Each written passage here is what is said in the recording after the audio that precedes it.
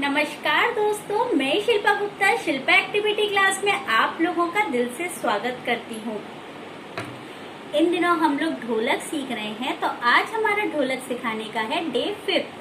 आज के दिन का स्टेप अगर आपने नहीं सीखा तो समझ लीजिए कुछ नहीं सीखा, क्योंकि आज के स्टेप से ही आप लोगों को ऐसी ढोलक बजाने आ जाएगी कि आप हर भजन, हर भेंट और हर गाने पर आसानी से ढोलक बजा पाएंगे। ये मेरा चैलेंज है, मैं आपको सिखाऊंगी और आपको डेफिनेटली आएगी। देखिए उसका स्टेप कितना इजी है, इतना इजी स्टेप तो कोई बच्चा भी बजा लेगा।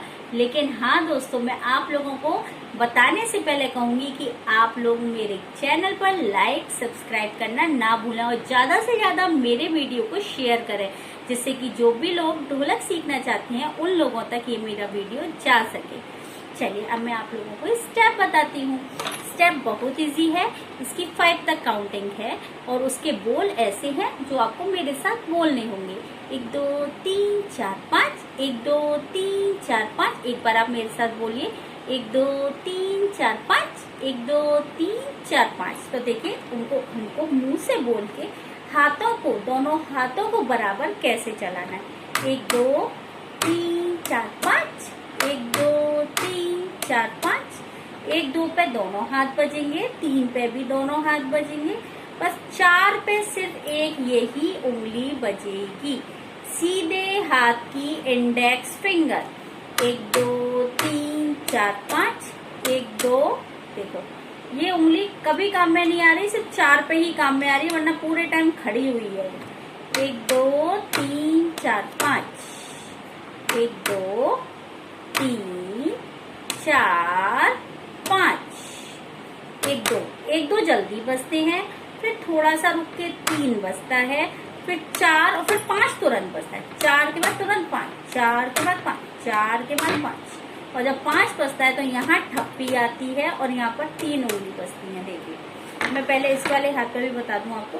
1 2 3 4 5, 1 2 3 4 5, 1 2 3 4 5, 1 2 3 4 5, 1 2 3 4 5, 1 2 3 4 5, 1 2 3 4 5। साइड में ही बजाना है हमको, यहाँ तक अपने हाथ को नहीं लाना, ये आगे के पोरों से ही ढोलक बजती है। 1 2 3 4 5, 1 2 3 4 5। और ये वाला हाथ ऐसे बजेगा, 1 2 3 4 पे सिर्फ वही फिंगर बजती है, तो 4 पे इस पे कुछ नहीं बजेगा। 1 2 3 5, ठीक है। देखिए फिर से अब हम दोनों हाथों से बजा के बताती हूँ, देखना अब आप लोग।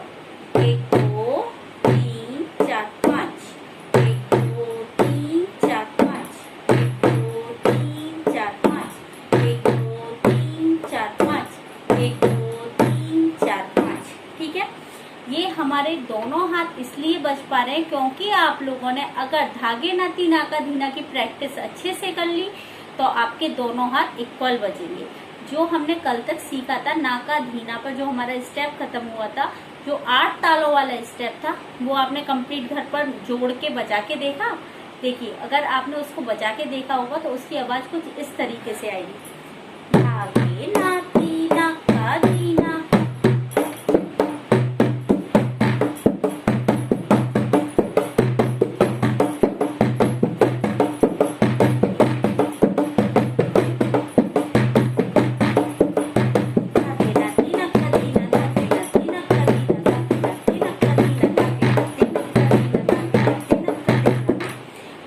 आज का स्टेप है, इस पे ये हर भजन, हर भेंट परी वाली ढोलक आसानी से बज जाएगी। ठीक है, और जो मैंने ये वाला स्टेप सिखाया था, जो कल तक सिखाया था धागे नाती नाका धीना, उससे आपके दोनों हाथ इक्वल बजते हैं।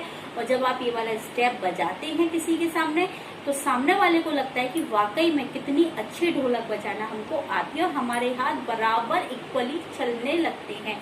कहाँ ठप्पी है, कहाँ फिंगर है, ये हमें फिर दिक्कत आती ही नहीं है कोई भी स्टेप सीखने में। तो मैं आपको एक बार और बता रही हूँ ये वाला स्टेप। 1 2 3 4 5, कुछ नहीं है। देखो 1 2 जल्दी बजेगा, ऐसे नहीं बजेगा। 1 2 नो, 1 2, फिर रुक के 3 4 5, 1 2 3 4 5, 1 2 3 4 5, 1 2 3 4 5, 2 3 4 5, 1 2 3 4 5। तो आप इस स्टेप की इतनी प्रैक्टिस करिएगा दोस्तों कि आपकी हर भजन पर बजने लगे। तो कल के दिन हम लोग फिर से आपके साथ मिलेंगे और इसी स्टेप के साथ मिलेंगे। इसी स्टेप से कल के दिन बहुत तरीके के भजन हम गाएंगे और वो सारे के सारे भजन हमारे इस वाले स्टेप पर सूट करेंगे। ठीक है, तो अपन लोग कल मिलते हैं। जब तक के लिए नमस्कार। मेरे वीडियोस को प्लीज लाइक और सब्सक्राइब जरूर करिएगा। थैंक यू दोस्तों।